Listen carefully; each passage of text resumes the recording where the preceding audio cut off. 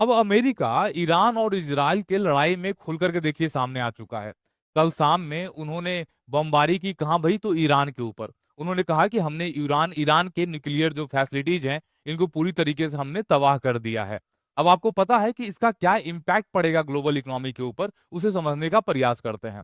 आपको पता है कि जो स्ट्रेट ऑफ हॉर्मुज है, देखिए जरा ध्यान से, आपको पता है कि जो स्ट्रेट ऑफ हॉर्मुज है ये एक वाटर वे है जो कनेक्ट करता है ना, वाटर वे है जो ये कनेक्ट करता है, waterway located between the Persian gulf and gulf of Oman, मतलब पर्शियन गल्फ और गल्फ ऑफ ओमान के बीच में एक वाटरवे है। और ये 21 माइल वाइड है, मतलब 21 माइल चौड़ा है, और सबसे नैरोएस्ट पॉइंट है। It is the only way to ship crude oil from the oil rich Persian Gulf to the rest of the world. Iran control its the northern side. मतलब ये जो हमारा काफी स्ट्रेटेजिकली इंपॉर्टेंट हिस्सा या strategically important कह सकते हैं कि वो जगह है जो पूरी दुनिया के लिए खास है। अब भाई खास क्या है, तो सबसे पहले आपने देखा कि यहाँ पर स्ट्रेट ऑफ होमरुज है हमारा। अगर जो स्ट्रेट ऑफ होमरुज क्या है इसे आप समझ चुके हैं तो जरा ध्यान दीजिएगा कि ये दुनिया के लिए इंपॉर्टेंट क्यों है। आप ध्यान दीजिए यहाँ क्या कह रहा है कि about 20 million barrels of oil, about 20 million barrels of oil, about 1/5 of daily global production flow through the straight every day. यानी कि पूरी दुनिया में जितना भी ऑयल का खर्च होता है उसका 5वां हिस्सा जो है वो इसी स्ट्रेट से पास करता है। इसका मतलब ये साफ है कि यह ग्लोबल इकोनॉमी को बहुत ज्यादा प्रभावित करेगा। अगर जो इस रिपोर्ट की देखें, अगर जो हम इस CNN बिजनेस की रिपोर्ट के देखें, तो अगर जो इस रिपोर्ट को देखें तो ये कह रहा है कि यूनाइटेड स्टेट के एयर स्ट्राइक होने के बाद जो प्राइसेज हैं ऑयल के वो बढ़ चुके हैं। मतलब कि सबसे लास्ट जो सबसे हाईएस्ट प्राइस था वो अगस्त 2024 में $75 पर बैरल का था, जो अब बढ़ कर करके $80 पर बैरल का हो चुका है। अब यहाँ पर सवाल ये पैदा होता है कि क्या ये इम्पैक्ट इंडिया पर भी पड़ेगा। देखिए अभी कुछ देर पहले जो हमारे पेट्रोलियम मंत्री हैं उनका उन्होंने एक ट्वीट किया और उन्होंने ये कहा कि भारत पर इसका बहुत ज्यादा प्रभाव नहीं पड़ेगा, क्योंकि नरेंद्र मोदी के निर्देशन में उनका कहना है कि हम अपने ऑयल जो इंपोर्ट है उसको हम लोग डाइवर्सिफाई कर चुके हैं। मतलब हम सिर्फ और सिर्फ मिडिल ईस्ट के ऊपर ऑयल के लिए निर्भर नहीं करते हैं। वैसे भारत में दो अलग अलग न्यूज़पेपर दो अलग अलग कहानियां बता रही हैं, जरा उनको समझने का हम प्रयास करते हैं।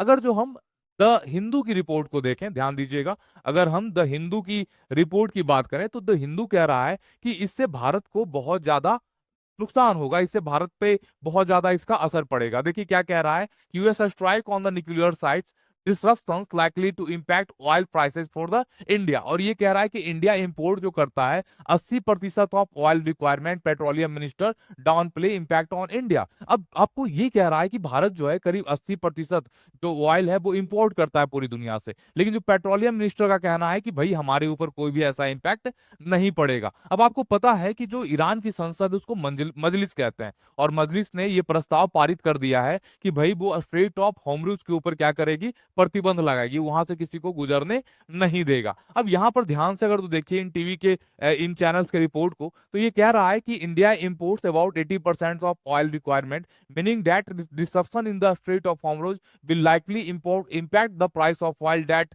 India purchases. लेकिन यहाँ पर पुरी साहब का कहना है कि हमने अपने जो ऑयल परचेजिंग है उसको डाइवर्सिफाई करके रखा है और इसलिए हमारे ऊपर कोई इम्पैक्ट नहीं पड़ने वाला है। उसी तरीके से अगर जो हम मिडिल ईस्ट टेंशंस को अगर जो हम इंडिया टुडे की नजरों से देखें तो ये कह रहा है कि why India may not feel the heat if Iran closes a strait of Hormuz. मतलब इंडिया को परेशान होने की कोई जरूरत नहीं है अगर स्ट्रेट ऑफ हॉर्मुज हमारा बंद होता है तो। जरा इनके डाटा को जरा ध्यान से देखिए तो ये साफ कह रहा है कि इंडिया अपने जो ऑयल इंपोर्ट्स है उनको डाइवर्सिफाई कर चुका है और इंडिया को परेशान होने की कोई जरूरत अब नहीं है। अब यहाँ पे ध्यान दीजिएगा कि हमारा ये स्ट्रेट ऑफ हॉर्मुज है और यहाँ पे जो अमेरिका है वो हमला करता है। अब अमेरिका ने कैसे हमला किया जरा इसको समझने का प्रयास करेंगे बीबीसी की इस रिपोर्ट के साथ।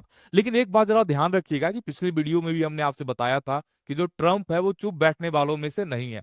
देखिए जब इजराइल और ईरान का झगड़ा हुआ तो जो ट्रम्प साहब हैं उन्होंने एक बात कही, उन्होंने ईरान से कहा कि भाई ये काम करो, तुम समझौता कर लो इजराइल के साथ और मामला जो है यहीं पर खत्म कर दो। लेकिन ईरान की एक धमकी सामने आई, ईरान ने खुलकर के अमेरिका को चैलेंज किया कि तुम अगर इजराइल और ईरान के झगड़े में देखो पड़े तो तुमको हम वो जख्म देंगे जो तुम पूरी जिंदगी याद रखोगे। मतलब कि पूरा जो आगे का इतिहास है ना अमेरिका का वो याद रखेगा, ऐसा जख्म हम तुमको देंगे। अब ट्रंप जैसा जो लीडर है वो तो चुप बैठने वालों में से था नहीं। उन्होंने क्या किया, मिसाइल अटैक किया किसके ऊपर, ईरान के ऊपर, और ईरान के जो न्यूक्लियर फैसिलिटीज हैं उनको उन्होंने ध्वस्त ध्वस्त कर दिया।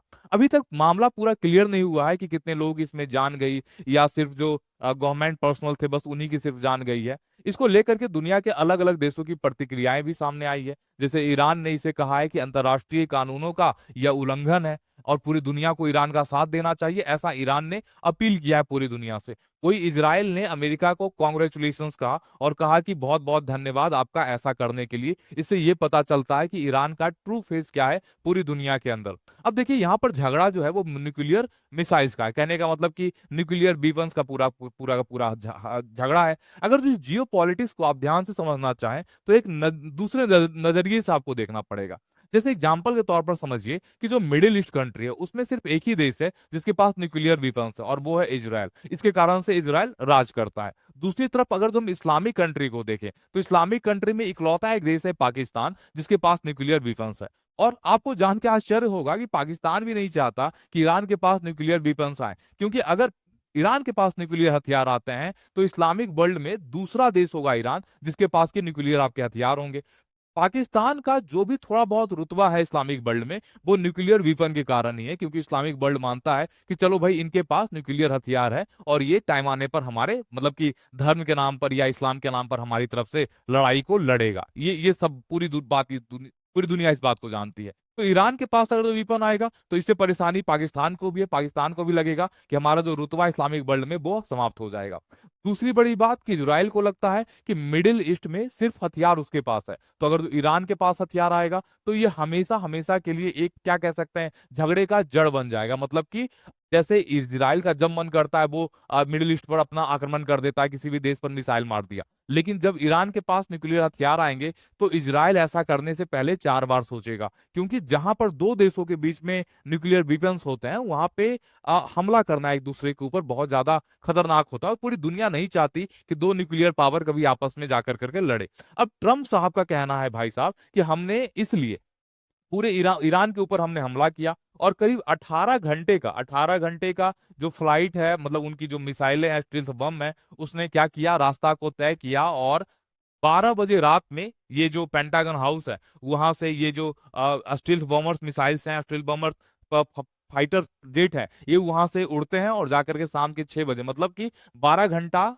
18 घंटा कंप्लीट करने के बाद ये जाकर करके ईरान के बेस को उड़ा देते हैं। ठीक है ना। अब देखिए यहाँ क्या कह रहा है कि ये B2 stealth bomber take off from the Whiteman air force, मतलब कि B2 स्टील्थ बॉम्बर जो है, जो बॉम्ब गिरा ईरान के ऊपर, वो कहां से उड़ा था, व्हाइट मैन एयरफोर्स से उड़ा था। और जाकर के ये देखिए पूरा का पूरा जो नक्शा है वो दिखाई दे रहा है आपको। यहाँ पर कह रहा है कि मेन ये एंट्रेंस अंडरग्राउंड कॉम्प्लेक्स का है, और ये जो पूरी न्यूक्लियर फैसिलिटी है वो पूरी की पूरी अंडरग्राउंड है, मतलब कि ऊपर नहीं है। और इनकी यहाँ पर पहली बार बंकर्स को उड़ाने वाले बम का यहाँ पर इस्तेमाल किया गया था। इसी के बारे में ये पूरी जानकारी दे रही है। वैसे बीबीसी की अगर तो इस रिपोर्ट को पढ़ते हैं तो बीबीसी कहता है कि कुछ भी क्लियर नहीं है, और ना तो पेंटागन हाउस ने हमें कुछ क्लियर किया है। बस उन्होंने ये कहा है कि हमने उनके जो न्यूक्लियर फैसिलिटीज है उनको पूरी तरीके से ध्वस्त कर दिया है। अब इसमें सबसे बड़ी समस्या किसके पास में है, सबसे बड़ी समस्या जो आएगी वो चाइना के पास में आएगी। देखिए जरा ध्यान से, अगर तो CNN की इस रिपोर्ट को देखते हैं तो यहाँ पे ये साफ साफ कहता है कि इंडिया के ऊपर बहुत ज्यादा इसका फर्क नहीं पड़ेगा, लेकिन सबसे ज्यादा अगर नुकसान किसी को होने वाला है तो इस प्राइसेस से चाइना का होने वाला है। देखिए यहाँ कह रहा है कि चाइना द लार्जेस्ट बायर, देखिए ध्यान से यहाँ पे एकदम सीधा रिपोर्ट की बात करते हैं।